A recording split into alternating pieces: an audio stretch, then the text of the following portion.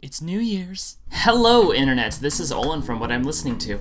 Happy New Year! Today is the first day of 2018. Today, I'm going to be doing something a little different. Normally, with the vlogs, I show off new material that I have in my collection, or pre-existing material. But for this particular vlog, I'm gonna look back at some highlights of 2017. In my opinion, 2017 was a fantastic year for music. There were a lot of great things that came out, both by existing bands and brand new bands that came out of nowhere. So I went through the albums I had listened to in 2017 and picked 10 albums that I consider my top 10. Now before I go on, I do want to mention a couple of things. One, this is my opinions. These are no way things that I say are the best albums of 2017. These are merely albums that I had heard in 2017 and I really liked. Another stipulation is reissues do not count. The albums here are completely new music, none of which are albums that had been released in the 90s, let's say, and were just reissued on CD or vinyl for the first time in a while and came out this year. Those don't count. The other stipulation is I know I have not listened to everything in 2017. There was a lot of stuff that had come out. I have not heard everything. With all that being said, let's get started. Number 10. Number 10 is brand new's science fiction. No control.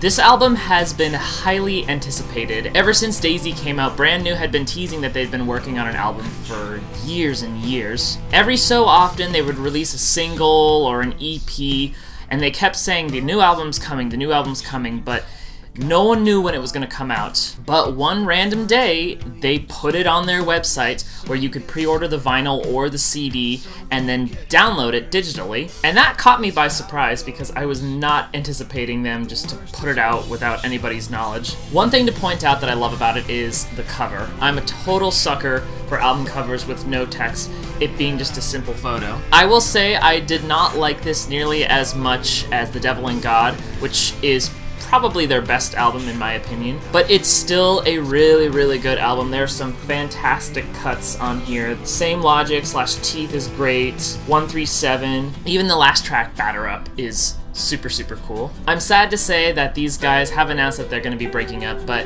what a way to end their tenure as a band. This is a great album, and if you have not checked this one out, I highly recommend it. It's a great addition to their discography. Number 9.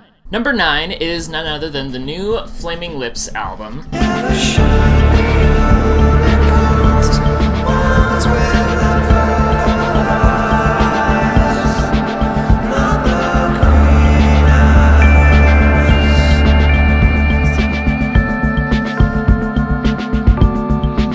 This was the band's first album since, gosh, a while. I think the last album they put out was 3 or 4 years ago. At first when I listened to it, I wasn't thoroughly impressed, partially because I was wanting something like Yoshimi or The Soft Bulletin, but of course those are their best albums, so they really set the bar high for themselves. This album actually was a grower for me.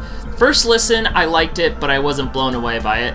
But over time, I found myself going back to it. It's an album that I know pretty well, and I have forgotten that I had known pretty well. Not to mention, this was an album I was listening to a lot when I first moved to San Francisco. When I was still trying to get to know the area, I always had some music playing in my earbuds, and this was an album that I listened to quite a bit. And I even saw these guys live for my birthday, which really made me like this album so much more. It's a lot more synthy and kind of 80s sounding. In fact, it reminds me a lot of Tame Impala's Currents, which I also really like and thought it was a really cool approach for the band to do. This is a cool album. I'm really glad I got this one, and it holds number 9 on my list. Number 8. Number 8 is another album I listened to a lot when I first moved, and that's the Japandroids' brand new album. And it got me all fired up to go far away.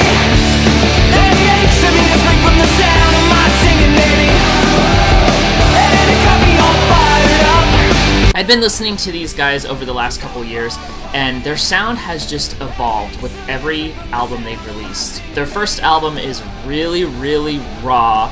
Their second album is still a little raw, but you can tell that they're refining their sound, and this album is very refined and very, very clean. But the thing that all their albums have in common is they are rich in melody. I am a total sucker for heavy music that's also very melodic, so when I first heard this band, I was in love. This album had a bit of a retrospective feeling to it, a retrospective and also bittersweet feeling, which is what I was feeling when I first moved, because it was my first time out of my hometown, out of my parents' house. I was moving to a big city on my own for the first time. There was a lot of emotions going on, and this album certainly helped me through a lot of those emotions. These guys are so good, they are definitely going places. I love this album so much, and I look forward to seeing what comes of them in the future because I think they are going places. Number 7. Number 7 is a collaboration album between 4 fantastic musicians, including Sufjan Stevens, Bryce Dessner, Nico Muhly, and James McAlister.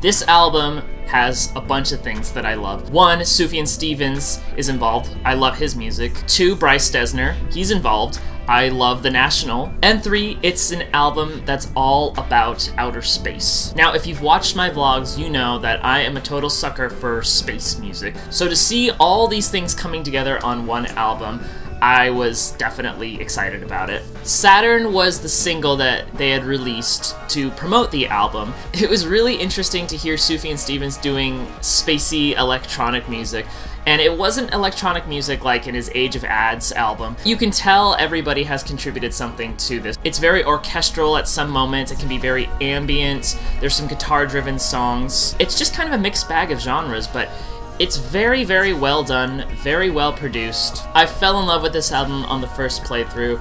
I think it's fantastic, and I think anyone who's a fan of any of the people involved with this should check this one out because it's awesome. Number 6. Number 6 is none other than Harry Styles' debut album. We're not who we used to be. We're not who we used to be. We're just two ghosts standing in the place of you and me. Trying to remember how it feels to have a heartbeat. I did not think I would like this album as much as I did. I've never really been a fan of One Direction, but my girlfriend is, and she bought this album pretty much as soon as it was released. And when she would play it in her room, I would hear it and think, this isn't Harry Styles, there's no way this is. And every song I heard, I was convinced it was not him, that it was a different CD in her player, but lo and behold, it was him every single time. So after several playthroughs of this, I ultimately got my own copy of it. There are some fantastic cuts on here, some of which don't really sound very One Direction. It's Harry's own sound, and it's also very mature, and that's something that I really like. You can tell that he's trying to separate himself from the boy band sound and move on to more mature, adult-oriented music. Sign of the Times is the big hit off here, but Sweet Creature is also one of my favorites. Only Angel, Ever Since New York. There's another one on here that I really like. I can't remember. All I know is this is such a cool record. Very, very impressed by it. If you haven't listened to it, I recommend giving it a listen at least once. It's, I think, worth checking out. Number 5.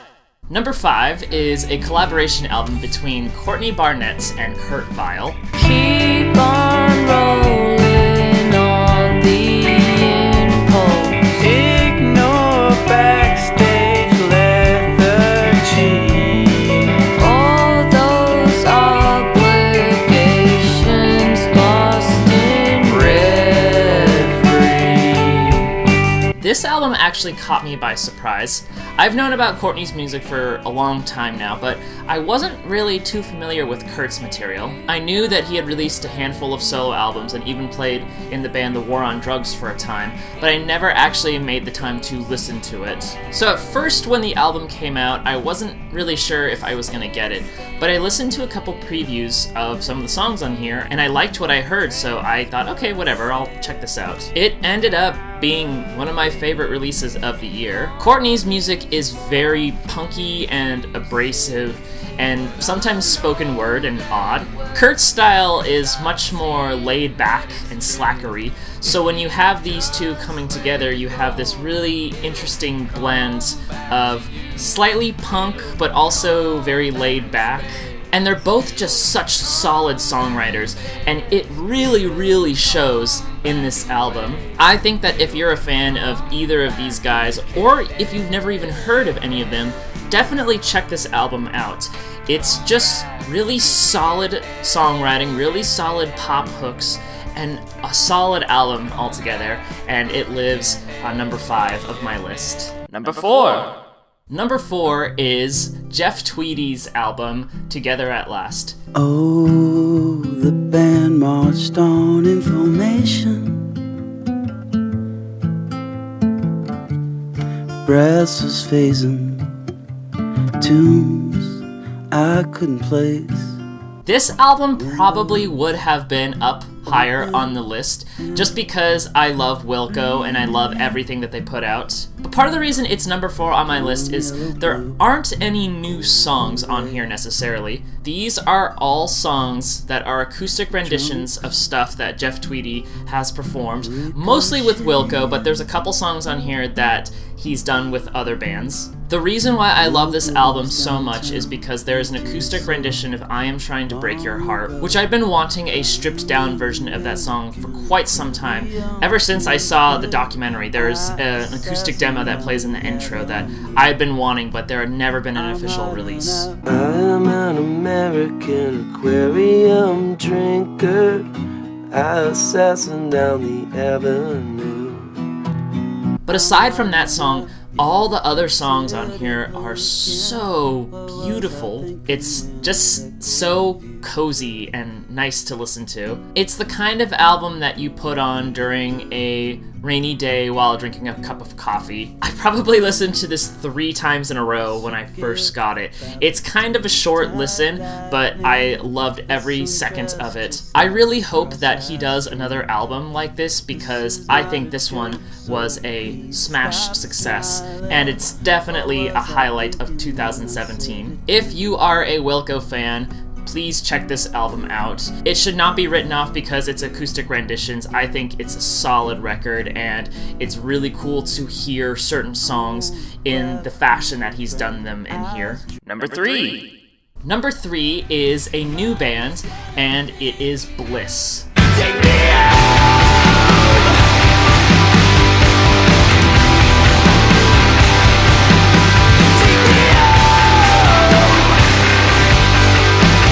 I was very, very impressed by this band when I first heard them, and I have Steve the roommate to thank for introducing this band to me. At the time they had only released the song Take Me Home as their single, and Steve, being the guy he is, shares with me music that he thinks is cool and shared that song with me. As I said before, I'm a huge fan of melodic music, particularly heavy melodic music, and this album is just that. You could call it melodic hardcore, or you could call it something else, I'm not sure. All I know is it's really twinkly, it's really dark and emotional, but just full and rich of melodies. I actually found myself not being able to get by the first track, Dumb, when I first heard this album, just because it's such a solid way to introduce the album. Servant and Old Man are amazing. They almost sound like they're kind of shoegazy. And then Lost Boy is my absolute favorite cut off this. Next to Dumb, Lost Boy is my favorite song. This band is absolutely phenomenal. Totally worth listening to. Go check out their Bandcamp, they're wonderful. And Sargent House, who put this album out, is also a great label, so I have to thank them so much for putting out this wonderful record. It's so good. Number 2. Number 2 is the Front Bottoms' Going Gray. I gotta move my car, I gotta move your couch. I learned that love tastes good, you shoved it in my mouth. I got all twisted up, you helped straighten me out. I gotta wake up early, I gotta move your couch. I really connected with their music in the beginning of 2016. At the time, I was fighting with a friend, and it was breaking my heart to no end. And I found myself listening to their self-titled album over and over and over again just because their lyrics really resonated with me. So ever since then, I've just been a huge fan of the Front Bottoms. The fact that they're able to be emo but witty and sarcastic is so unique and so cool. And as they've released albums, their sound has definitely refined too. They started out as a folk punk band, but gradually as time went on, they started to sound more like a regular alternative rock band, which initially I was skeptical about because I loved that folk punk sound. But after listening to the stuff they put out on the Fueled by Ramen label, I found that they're still the same band, they're just evolving. And their songwriting has not changed. It's still witty, it's still sarcastic, it's still incredibly emo. And I saw these guys live, and they played quite a bit of cuts from this album, which made me love it a lot more. There's some fantastic songs on here. Vacation Town is probably one of my favorite. Peace Sign, Middle Finger, also a great song. Bay is a song that I didn't think I would like because of the title, but I like it a lot. It's probably one of my favorites. And this album ends in one of the best ways I've heard. It starts with waves crashing against a beach and ends in that exact same fashion. It's just a very well-rounded, well-written album. It's really fun, and I love it so very much. Thank you, Front Bottoms, for putting this record out. I look forward to hearing anything you put out in the future. Number 1. And the number 1 album on my list is a pretty obscure release, but this is Bing and Ruth's No Home of the Mind. This album represents a couple of different things. One, it represents my love for experimental music and the fact that it has grown significantly since I've moved here. And 2, it's another album that I listened to quite a bit when I first moved here. Around February or March, it started raining a lot in the city, and I was listening to a lot of ambient and mellow sounding music when I would bus to work. And I really connected with this album when listening to this on the bus and looking at the city as the rain came down. There was something really fitting about that moment. And ever since then, I can't help but to think about rain whenever I listen to it. This is an album I would recommend to somebody who wants to start listening to ambient music. It's not that experimental, it's really easy to listen to. It's just a wonderful record. I have to thank 4AD for putting out this record and recognizing these guys. Sadly, I don't think they're nearly as recognized as some of the other bands I've shown here, but to me, they mean so much, and it's number 1 on my list of best albums of 2017.